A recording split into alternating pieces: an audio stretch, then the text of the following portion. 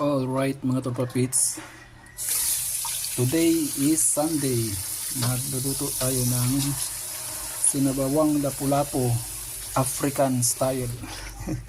Andito si Sweetie sa bahay, kaya magluluto ko siya ng special. Yan, nalinisan na to, natanggalan na ng bituka, tsaka nakaliskisan na rin. Hihiwain ko na lang. Ayun, malaki siya. Alright, mamaya na lang. Oh yeah mga torpapits, ang menu natin ngayon August 2 ay sinabawang lapu-lapu African style.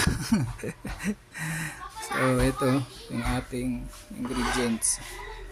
Nalinisan na natin, nahiwa-hiwa na natin. Tapos itong bawang sibuyas, luya, tsaka echay. Ngayon, lulutuin na natin.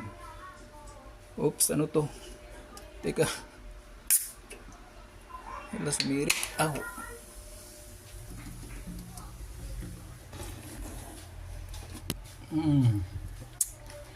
Mamaya na.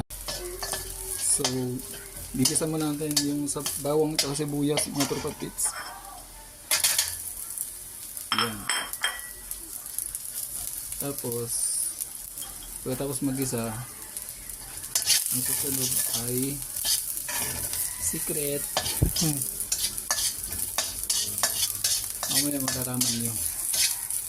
Okay, tagay time. Tapos ang susunod natin is patis. Oh, ito lang.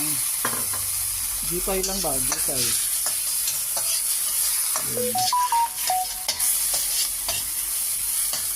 Ang bango, musok-usok pa. Next is tubig, sabaw. Yan.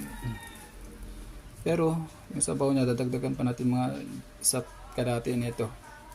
Mamaya pag nagano na siya. Pero ililipat natin to sa palayok. Para mas maganda kasi yung luto pag palayok ng gamit eh. So, see you. So, ayan na mga torpapits. Nalipat na natin sa palayok. Buksan natin. Aray ko. Sus. Kulong-kulo. Tiga, lakasan natin. So, next move is ito. Lagyan na natin yung ating isda.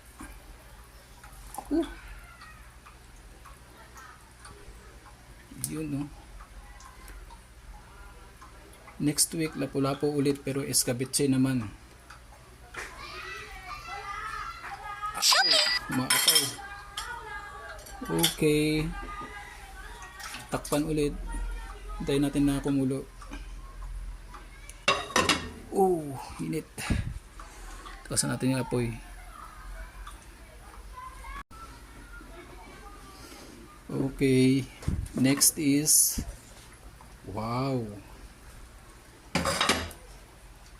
Next natin ilalagay is itong sili na green.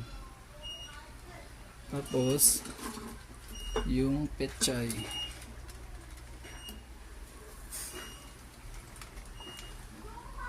Hala, masikip. Ito lang. Ayun, maapaw. Haba yung pechay. Ayoko kasi putulan, gusto ko mas yung mahaba lang. Pag pinutulan ko parang nawawala yung lasa eh. So takpan ulit. Tapos hintayin natin kumulo. Ow! Uy, init. Yan. Alright, luto na itong mga torpapits. Ayan, no? Kulong-kulo eh. Gabi ang ulo. Oh yeah. Wow. Ulo pa lang, ulam na. So ayan yung torpapits. Ito na yung iba. Butik tinangay na ng pusa. Tinangay na ng pusa yung iba. Pinunahan pa kami ng pusa. Yun pa nagtatago. Okay. All right. See you.